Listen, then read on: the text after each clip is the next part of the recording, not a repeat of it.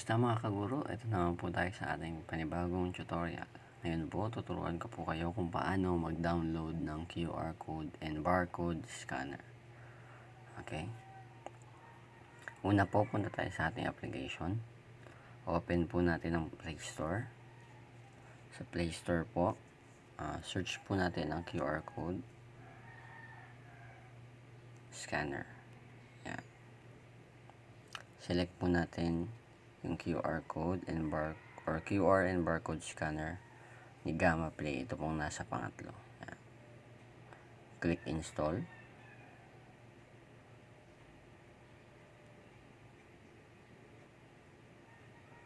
Yan. Click open.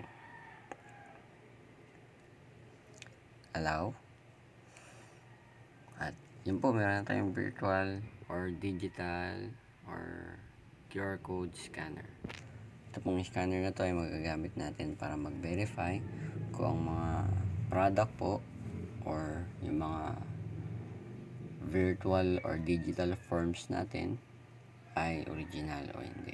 Testingin po muna natin sa isang product yung barcode para malaman po natin kung tunay ba siya o fake.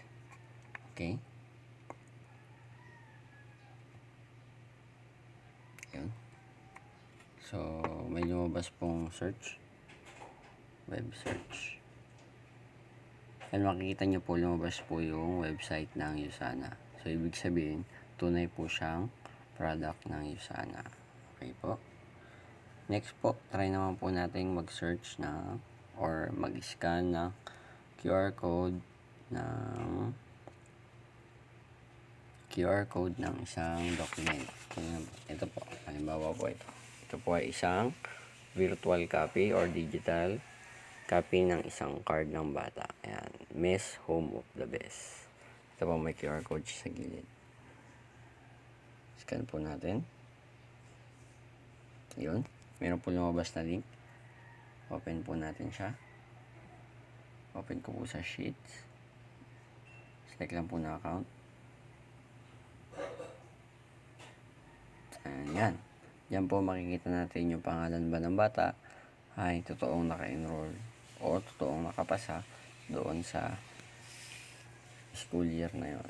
Okay. Kung makikita natin, yan, dito yung dapat yung pangalan niya. Pero kung wala, fake po yung kanyang document.